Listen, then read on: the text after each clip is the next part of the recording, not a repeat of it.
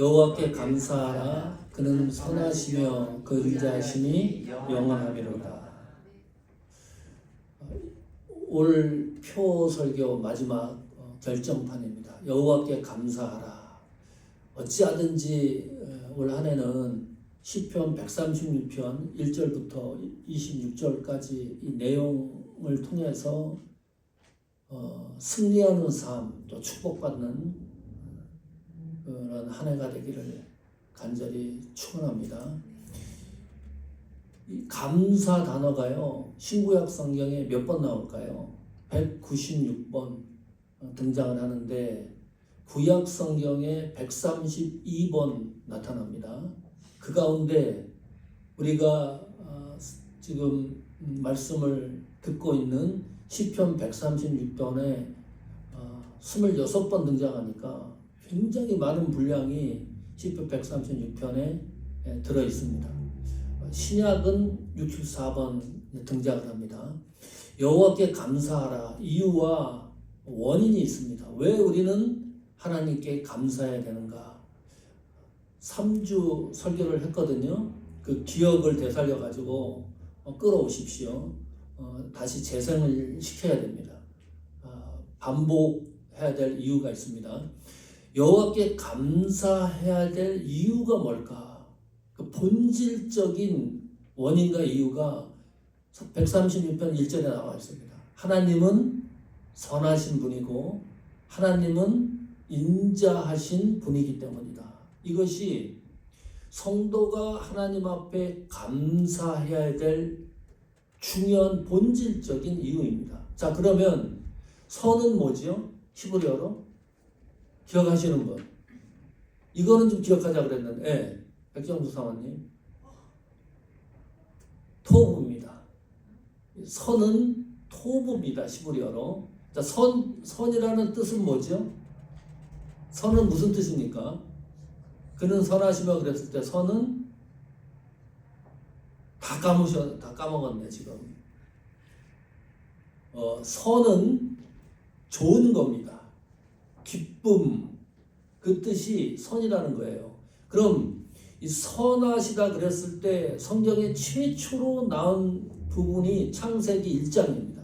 하나님의 세상 창조하시고 인간 창조하시고 만드시고 심히 좋았더라. 이 좋았더라가 토부, 시편 136편 1절에 나오는 선하신, 이 선이라고 하는 단어와 동의어입니다. 같은 단어입니다. 그러니까 이 좋다, 기쁨이라고 하는 것은 기준이 우리 기준이 아니에요. 하나님은 선하시다 그랬을 때 그 기준은 하나님 기준에 의한 하나님의 기쁨과 하나님이 심히 좋은 것을 말한다. 그러면 우리 신앙의 지표가 결정이 되는 거예요. 내 기준으로 신앙생활하는 게 아니고 하나님 기준으로 신앙생활해야 될 지표가 형성이 되는 거죠. 내 기준은 어떤 겁니까? 토요일날 직장생활하고 너무 피곤해요. 뭐 예배 드리는 것도 귀찮고 그래서 예배를 스킵합니다. 주일날 교회 와서 예배 안 드려요. 이건 내 기준이에요. 그러나 하나님의 기준은 주일을 거룩하게 지키라는 것이 하나님의 기준입니다. 내 기준은 나랑 성향이 맞지 않는 사람과 이야기를 했을 때는 안 보면 괜찮아요. 그냥 안 보고 살면 부닥칠 일이 없으니까. 그런데 하나님의 기준은 사랑하라. 이게 또 하나님의 기준입니다. 여기서 말하는 하나님의 선은 우리 기준이 아니라 하나님의 기준이다. 우리 그래서 신앙의 목적과 목표가 여기에 초점이 맞춰져야 된다. 하나님의 기쁨이 나의 기쁨이 되어야 되고 하나님의 즐거움이 나의 즐거움이 되게 하는 것, 그것을 찾아서 발견해서 하나님 앞에 감사하라. 그것이 그는 선하시며 하나님의 속성에서 발견되는 원인과 이유입니다. 두 번째는 인자하심입니다. 인자하심. 인자하심은 히브리어로 뭐라 그랬죠? 이것도 유명한 히브리어 단어인데, 인자라고 하는 인자하심이 기억나시는 분? 헤세드입니다. 하나님의 긍휼, 자비, 친절 이런 내용의 단어를 다 모아놓은 것이 인자라고 하는 단어입니다. 인자는 하나님의 사랑을 말하는데 끝이 없는 사랑입니다. 시작은 있는데 끝이 없어요. 변함이 없는 사랑, 그것이 인자입니다. 불변하는 사랑, 끝이 없는 사랑이 바로 인자라고 하는 단어 속에 들어있는 내용입니다. 인자하신 하나님. 하나님의 인자를 얼마나 많이 우리는 경험합니까? 여기서도 기준이 내 기준이 아닙니다. 인자도 하나님의 기준입니다. 하나님의 사랑의 기준이 하나님에게 있기 때문에 내 기준이 아니기 때문에 우리 기준이 아니기 때문에 변함이 없는 거죠. 끝이 없는 겁니다. 무한히 하나님을 사랑하신다. 그거를 언약적인 관계로 성경은 묘사를 합니다. 하나님의 약속, 하나님의 사랑, 그것이 인자입니다. 그 성경 안에는 하나님의 약속으로 가득 차 있어요. 이 가득 찬 하나님의 약속을 올 한 해는 특별히 우리가 경험을 좀 해나가자. 인자하신 하나님이 영원하신 분이기 때문에 그 영원성의 기초에서 하나님 앞에 감사하는 일들이 많아지기를 축원합니다. 그 하나님의 약속을 경험해 나가는, 확인해 나가는 특별한 한 해가 되기를 축원합니다.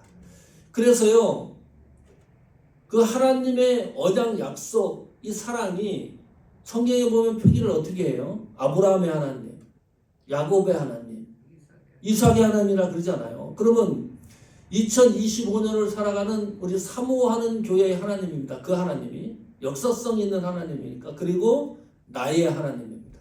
나의 역사를 기록해 나가는 그런 한 해가 되기를 축원합니다. 자, 그러면 이 선하시며 인자하신 하나님을 또 구체적으로 시편 136편은 이렇게 묘사를 합니다. 그 하나님은 신들 중에 뛰어나신 하나님이시다. 이 세상에는 하나님 말고 다른 신을 믿는 사람들이 많잖아요. 그 잡신들, 하나님 외의 모든 신들을 통치하는 하나님이시다. 신들을 관리하시는 하나님, 그 하나님을 우리가 믿고 있다. 기독교가 80억인데 요새 세계 인구가 그 80억 중에 기독교가 몇 명일까요? 하나님을 믿는 숫자가 25억입니다.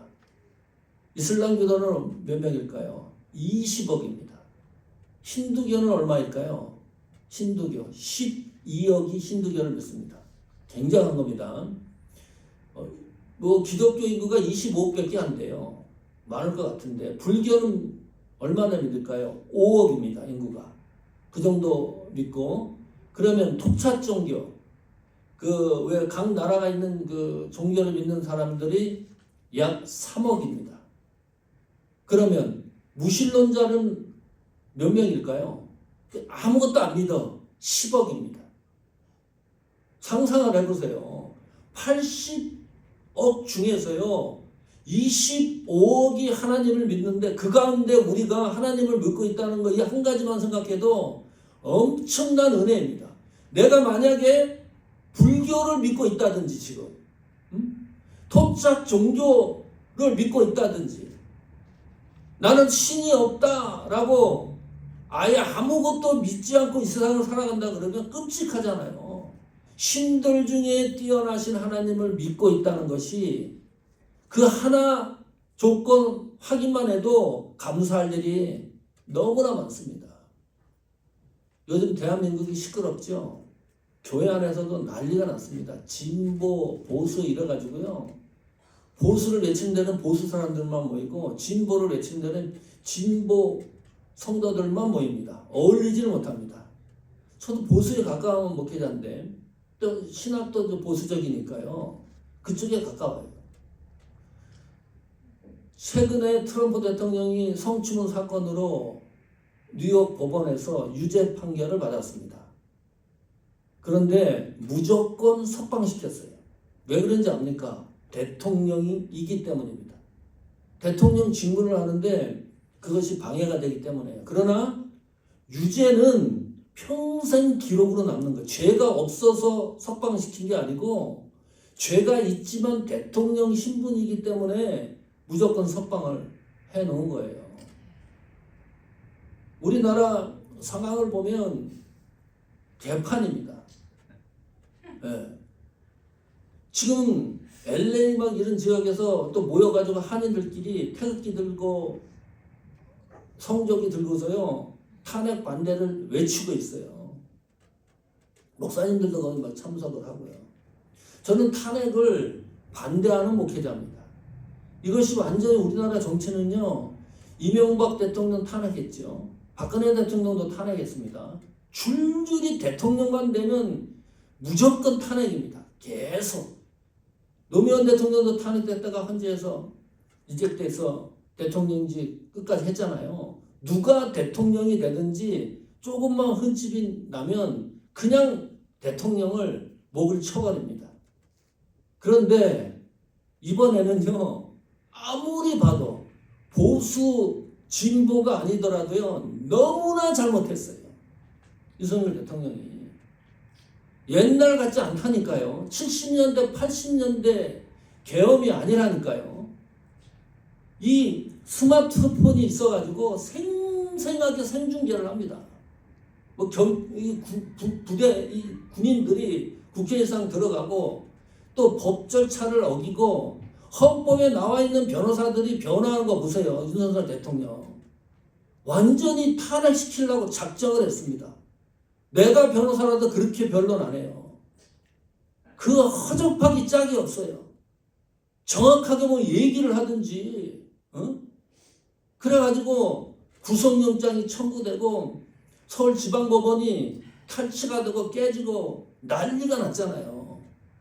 도대체 신앙인으로서 무엇을 위해서 기도합니까? 뭘 기도하나요? 우리나라 잘 되게 해달라고 기도해야죠. 가장 핵심적인 것을 놓칩니다. 무속입니다. 대통령 되기 전부터 윤석열 대통령이 왕자 새기고 나와요. 지금 또 무슨 무속과 관계됐다, 뭐 천공이 얘기를 하고, 장군이 무속인이 돼가지고 연관이 있고 복잡해집니다. 대통령을 위해서 기도할 때 다른 것보다 더 우선적으로 기도할 것이 이 대통령이 하나님 말씀 안에서 하나님이 세우는 거 아닙니까? 말씀 안에서 신앙이 없으면 하나님이 대통령이 하나님을 믿게 해주십시오. 이게 첫 번째 기도 제목이어야 된다. 그것이 흔들리면은 이 문제가 해결이 안 돼요. 엉뚱한 곳에서 자꾸 해결하려고 그럽니다. 어느 정도냐? 경호처가 60년 창립이 돼가지고 윤석열 대통령 생일과 맞물려가지고 행사를 했어요. 창가를 만듭니다. 그거 들어보고 깜짝 놀랐어요. 이 대통령을 하늘에서 우리에게 내려준 대통령이다. 이 대통령이 돼서 임기를 시작한 그 날짜가 그때까지가 84만 5만 2,080시간을 온 국민을 위해 애를 썼다. 숫자 제가 잘 못 외우거든요. 화가 나니까 외워지는 거예요, 머리에. 아니, 하늘에서 내려준 대통령이다. 창가를 들으면 윤석열 대통령이 신이에요. 뭐가 잘못됐는지 헷갈립니다. 탄핵을 반대하고 이게 문제가 아니고 하나님 말씀 안에서 대통령이 사로잡혀야 돼요. 신앙이 없으면 하나님, 대통령 하나님을 만나게 해주십시오라고 기도해야 돼요. 이게 성도가 해야 될 첫 번째 기도 제목입니다. 그래야 문제가 해결돼요. 인간은요, 하나님을 믿지 않으면 두 종류입니다.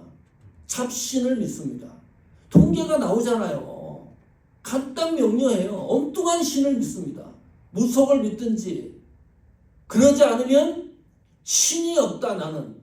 나는 아무것도 안 믿는다. 무신론자들입니다. 무신론자가 뭡니까? 나는 신을 안 믿고 내 자신을 믿는다는 겁니다. 그것이 무서운 거예요. 내 자신을 신처럼 생각하는 거예요. 그 사고가. 오늘 신들 중에 뛰어난 하나님께 감사하라. 너무 감사할 일이 많아. 내가 이 세상 태어나서 어째 하나님을 이렇게 믿게 되는지. 응? 내가 살아서 하나님 믿지요. 또 죽음에 이르지요. 죽음 다음에도 모든 것이 이루어지는 그 하나님을 믿고 있다는 이 자체 하나만이라도 너무나 감격한 겁니다.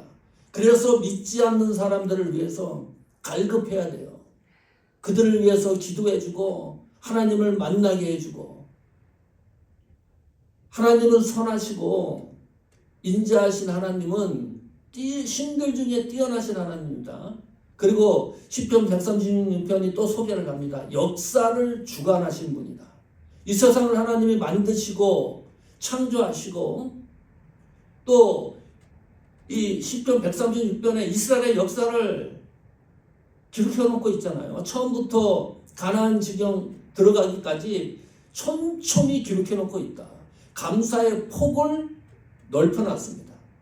충분히 우리 감사의 원인과 이유를 찾는데 시각이 넓어지는 은혜를 주셨습니다. 이것이 하나님 속성에 기댄 본질적인 하나님 앞에 감사해야 될 이유입니다. 자, 그러면 오늘 마지막 23절부터 26절까지는요 시편 136편의 마지막 결론입니다. 여기는 현실적인 감사에 대해서 이야기를 합니다.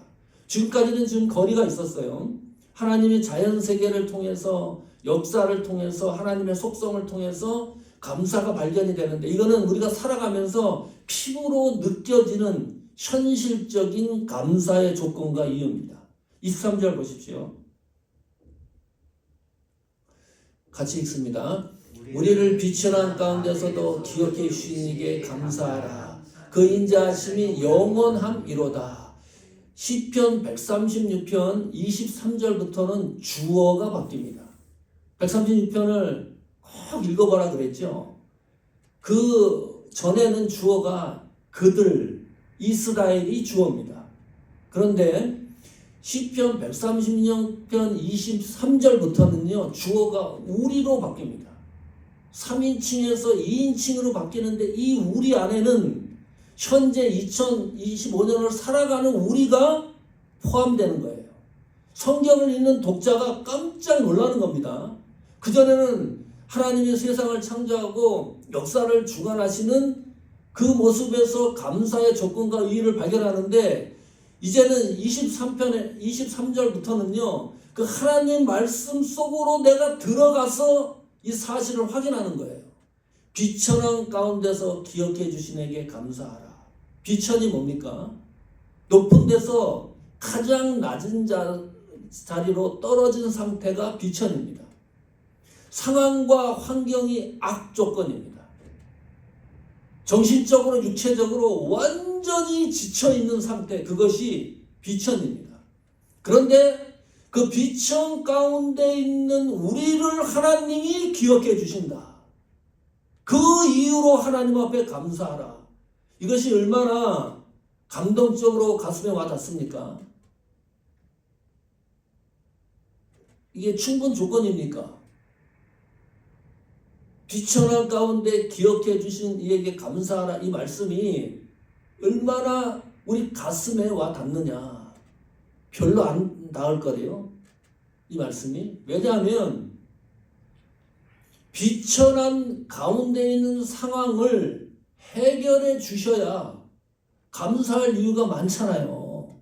그런데 느닷없이 비천한 가운데서도 기억해 주시는 그것을 감사하라 그러니까, 하나님이 도대체 무엇을 기억하고 있는 것인가? 우리가 비천한 가운데 있었을 때 이것이 중요한 겁니다. 상황과 조건이 악조건이고 내가 피폐해지고 완전히 나락으로 떨어졌는데 무엇을 하나님은 기억해 주신다는 건가? 그 기억해 주신 것으로 하나님 앞에 감사하라고 이야기를 하는 거니까. 이것은 해결이 되는 게 아닙니다.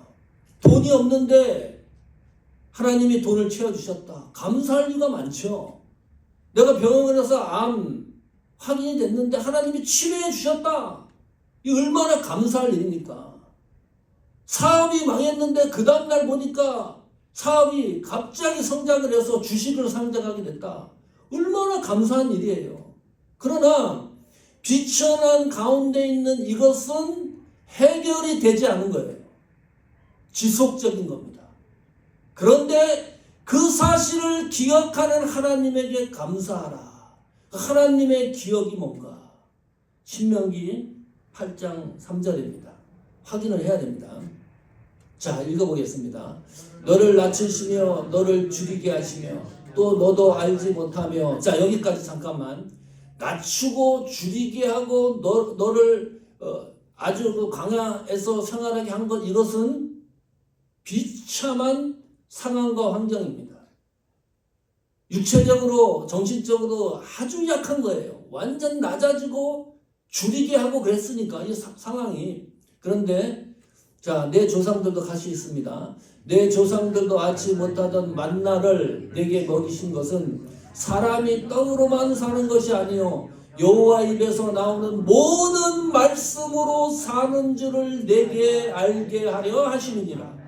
비천한 가운데 우리가 몰아대주는 환경과 조건과 이유는 딱 한 가지입니다. 그 속에서 하나님 말씀으로 사는 줄을 알게 하려 하십니다. 이것이 발견이 안 되면 비천은 그냥 비천으로 끝나는 거예요. 낮아진 그 상태로 끝나는 겁니다. 회복이 안 되는데 비천한 가운데서도 하나님 말씀으로 살려고 애쓰는 것을 하나님은 반드시 기억하신다. 그 기억하시는 그것 때문에 하나님 앞에 감사할 이유가 있는 거예요. 유튜브 영상을 보다가 틀어드리려고 그랬는데 이 페이스북에 나오는 영상이기 때문에 조정이 잘 안 됐습니다. 어떤 목사님이 성도들을 앞에 놓고서 그런 얘기해요. 기도 응답에 대해서 이렇게 얘기를 합니다. 화면 한번 띄워주십시오. 자, 힘을 달라고 하나님 앞에 기도를 해요, 목사님이. 그런데 힘을 주지 않고 뭐 슈퍼맨이 되게 하지 않고요, 극복해야 될 어려움을 더 주시는 거예요. 왜 힘을 달라고 하나님 앞에 기도합니까? 극복해야 될 어려움이 있는데 극복해야 될 어려움을 더 주시는 겁니다. 아니, 이게 될 소리입니까? 내가 비천한 가운데 더 떨어졌는데 그것을 극복해달라고 기도를 하는데 비천한 상황이 더 생기는 거예요. 하나님 앞에 지혜를 달라고 기도합니다. 풀어야 될 문제를 더 주시는 거예요. 내가 문제를 안고 지혜를 달라고 얘기하는데, 하나님 앞에 기도하는데, 극복해야 될 위험이 있는데 용기를 달라고 기도를 했더니 하나님은 극복해야 될 위험을 또 주시는 겁니다. 하나님 나에게 사랑을 주십시오. 이렇게 기도를 합니다. 그랬더니 공경에 처한 사람들을 만나게 하더라. 그러면서 마지막 목사님이 이렇게 말씀하세요. 그래서 하나님이 내 기도를 응답해 주셨습니다. 무슨 의미인지 압니까? 이 내용이 옆에 있는 가르쳐져 있는 이 문제들은요, 비천한 상황입니다. 오늘 성경 136편이 말씀하시는 그 비천입니다. 상황과 환경이 너무 안 좋아요. 내 마음도 답답해요. 정신적으로 육체적으로 피곤하고 고무가 한 겁니다. 그래서 이 문제를 해결해 달라고 기도를 하는데 어려움과 문제와 위험과 공경에 처한 사람들을 더 만나게 해주셨다. 그런데 하나님 앞에 가만히 귀를 기울여서 기도를 하는 거예요. 힘 주시고 지혜 주시고 용기 주시고 사랑을 주십시오 했더니 하나님이 힘을 주시고 지혜를 주시고 용기를 주시고 사랑을 주셔서 그 모든 문제들을 통과할 수 있었다. 그런 고백입니다. 찬란하지 않습니까? 응? 하나님이 주신 힘으로 결국은 극복해야 될 어려움을 그냥 더 많이 주신 것 같았는데 그게 아니더라. 조금 시간이 되어 보니까 극복해야 될 어려움이 하나님이 주신 힘으로 내가 이겨나가고 있더라. 지혜로 풀어야 할 문제를 해결하고 있더라. 극복해야 될 위험도 하나님이 주신 용기로 해결하고 있더라. 사랑도 마찬가지. 이것이 하나님의 기억입니다. 비천한 가운데 하나님이 주시는 힘과 지혜와 용기와 사랑으로 어떻게 극복하고 통과해 나가는가, 이 사실을 하나님은 반드시 기억하신다. 그래서 하나님 앞에 감사할 이유가 있다. 그것을 강조합니다.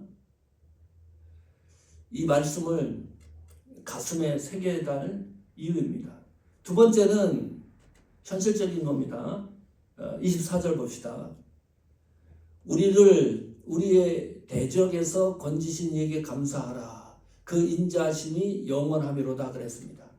이거는 하나님이 우리를 대신해서, 나를 대신해서 전투하신다는 거예요. 싸우신다는 겁니다. 앞장서서 싸우신다는 거예요. 이 말씀을 그대로 믿습니까? 그러니까 공경에 처하던, 비천에 처하던, 어려움이 있던, 내가 모욕을 받던, 사역을 감당하다가 애매히 고난을 당하던 관계가 없어요. 왜냐하면 하나님이 앞장서서 전투하시기 때문입니다. 나를 대신해서. 시골교회에 그 당회를 하지 않아도 될 문제입니다. 그래서 목사님이 광고 시간에 얘기를 했어요. 소식을 전합니다. 그 광고도 예배 시간에 포함되는 거 아닙니까? 그 장로님 한 분이 소리를 지르고 난리를 쳤습니다. 왜 당회 시간에 그거를 결의를 안 하고 목사님 마음대로 그걸 얘기를 하느냐. 막 성도들 있는데 막 난리를 쳤어요. 아니, 말씀 잘 듣고 광고 시간에 이게 뭔 해프닝입니까? 만약에 목사님이 실수했으면 지혜로운 같으면 끝난 다음에 조용히 말씀해도 되잖아요. 무슨 돌격 대장이라도 된 듯이.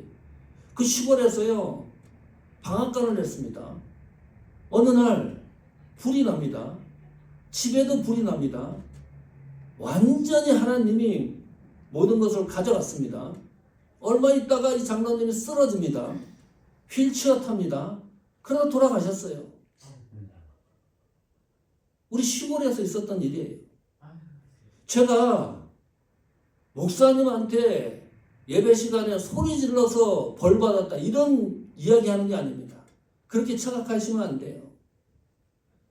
여기 우리를 대적에서 건지신 이에게 감사하라, 이 말씀은요, 하나님은 전투를 하시는데 공의로우신 분이다, 그 말입니다. 하나님은 모든 문제를 공의롭게 처리를 합니다. 이게 무서운 거예요. 하나님의 공의가 움직이기 시작을 하면 너무나 무서운 겁니다. 그 공의를 앞세워서 얼마나 우리를 보호를 하십니까? 앞장서가지고 하나님이 전투를 하시는 장면입니다. 136편에도요, 얼마나 사실적으로 묘사하는지 몰라요. 출애굽한 할 때 장자를 치신 일을 너희들이 눈으로 보지 않았느냐. 이거 하나님의 전투 아닙니까? 홍해 바다에서 바로 군대를 수장시킨 일을 눈으로 보지 않았느냐. 또 136편 18절, 19절, 20절 보십시오. 이렇게 나옵니다. 유명한 왕들을 죽이신 이에게 감사하라. 이거는요, 추상적인 게 아니고 사실적인 것을 이스라엘의 눈으로 확인하는 거예요. 죽이는 거예요. 누가? 하나님이 죽이는 겁니다. 전투를 하지도 않았는데. 19절, 아모리 왕 시온을 죽이신 이에게 감사하라. 20절에도 바사랑 옥을 죽이신 이에게 감사하라. 실감나게 묘사를 해놨다. 하나님의 전투를 우리를 위해서. 그래서요, 스트레스 받지 마십시오. 저는 스트레스 거의 안 받습니다. 하나님의 공의를 믿기 때문입니다. 간단 명료합니다. 사역할 때 불편하고 가슴 답답하고 또 사람들 관계에 있어서 그렇고요. 하나님이 전투하신다 그랬는데 이것보다 안전 보장이 어디 있습니까? 그걸 생각하면 하나님 앞에 감사할 이유가 너무 많아요.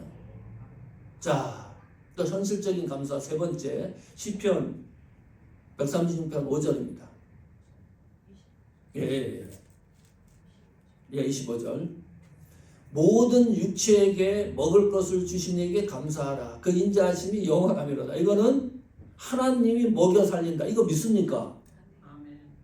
정말 그렇더라고요. 예, 참 묘합니다. 사방에 갖다 놔도요, 하나님이 먹여 살려요. 예? 이 죽을 것 같은데 너무 이 간증과 그런 것들이 너무 많기 때문에 말을 못하는 거예요. 아예 여기는요, 모든 육체는 불신자, 신자를 다 포함하는 거거든요. 먹을 것을 주신 이에게. 이건 보통 은혜고 일반 은총입니다. 다 하나님이 먹는 문제는 해결해, 이게 기본건이에요. 이거는 그냥 해결해 주신 거예요, 하나님이. 그러면 성도는 어떤 겁니까? 그래서요, 주기도문에도 일용할 양식을 주옵시고, 예수님이 기도문에도 그것을 명시화해 놨어요. 하나님이 먹을 것을 주셨기 때문에 그것을 놓치지 않고 하나님의 일반 은총을 기도문에다 기록을 해놨다. 그럼 성도는 먹을 것을 주신 이에게 감사하라고 하는 이 표현을 어떻게 이해를 해야 되느냐? 누가복음 12장 자 29절 30절 이렇게 나옵니다. 우리가 이해하는 것들입니다. 너희는 무엇을 먹을까 무엇을 마실까 하여 구하지 말며 근심도 하지 말라. 이거는 하나님의 일반 민청 속에 다 들어있는 것이기 때문입니다. 또 그것을 위해서 감사하라 그랬습니다. 먹고 사는 문제는 일도 걱정하지 마라. 그 다음 30절에 보면 이 모든 것은 세상 백성들이 구하는 것이라. 하나님이 먹고 살게 해주셨는데 구할 이유가 없는 거예요. 이것이 주된 이유 원인이 될 수가 없는 겁니다. 너희 아버지께서는 이런 것이 너희에게 있어야 할 것을 아시느니라. 그래서요, 육체에게 주신 것, 그것을 우리는 감사할 밖에 없는 겁니다. 하나님이 주신 은혜와 은총이 있기 때문입니다. 그것을 감사하라는 거예요. 그러면 성도는 먹고 마시고 살아가는 문제에 있어서 어떤 자세를 취해야 되는가? 그 자세에 대해서 누가복음 12장 31절에 이렇게 말합니다. 같이 읽습니다. 시작. 다만 너희는 그의 나라를 구하라. 그리하면 이런 것들을 너희에게 더하시리라. 할렐루야. 네. 하나님이 이미 먹고 사는 문제는 광야 40년 생활 속에서 다 증명을 해놨습니다. 그래서요, 먹고 사는 문제를 가지고 자랑하는 건 너무나 유치한 거예요. 뭐 어떻게 돼갖고 어떻게 뭐 부하고 어떻게 돼서 어떻게 잘 살게 되고 어떻게 너무나 유치한 거다. 하나님이 그냥 주신 거예요. 먹고 사는 문제는. 그러나 그러기 때문에 성도의 첫 번째 지표 목적은 뭐냐? 그의 나라와 그의 의를 구하는 겁니다. 하나님 나라를 목적을 두고 살아가는 것이 우리의 삶의 목적이고 지향점인 거예요. 먹고 사는 문제가 내 삶의 목적 지향점이 아니다. 그러면 이런 것들, 먹고 사는 문제들을 너희에게 뭐라 그랬습니까? 더 하시랴. 먹고 사는 문제도 하나님이 은혜를 주시는데 거기다가 플러스 더 하시는 거예요. 이것이 축복받는 비결입니다. 여호와께 감사하라. 비천한 가운데 나를 위해 전투하신 하나님, 그리고 먹을 것을 먹고 살게 해주신 하나님, 마지막 결론을 이렇게 내립니다. 시편 136편 26절입니다. 같이 읽습니다. 하늘의 하나님께 감사하라. 그 인자하심이 영원함이로다. 이것이 시편 136편의 여호와께 감사하라의 마지막 결론입니다. 여기에는 감사의 조건이 아무것도 없습니다. 이유가 없습니다. 무엇으로 감사하는 겁니까? 하나님 한 분만으로 감사할 이유를 설명한다. 하나님으로 말미암아 우리가 다른 거 말고 하나님 한 분만으로 감사의 조건이 되고 하나님 한 분만으로 나의 즐거움이 되고 하나님 한 분만으로 나의 기쁨이 되는 감사, 하나님 이름 한 분만으로 그 인자하심이 영원함이로다. 이 놀라운 은혜와 축복을 충분히 올 한 해 누리게 되는 역사가 나타나기를 축원합니다. 다른 사람 역사, 간증 이런 거 보고요 샘나고 그러지 말고 내 역사를 한번 써보는 겁니다. 하나님이 어떻게 나를 역사해가지고 하셨는지 그 역사를 쓰는 도중에 올 한 해 마지막에 하나님 앞에 감사가 영광이 되는 그런 삶과 여정이 되기를 축원합니다.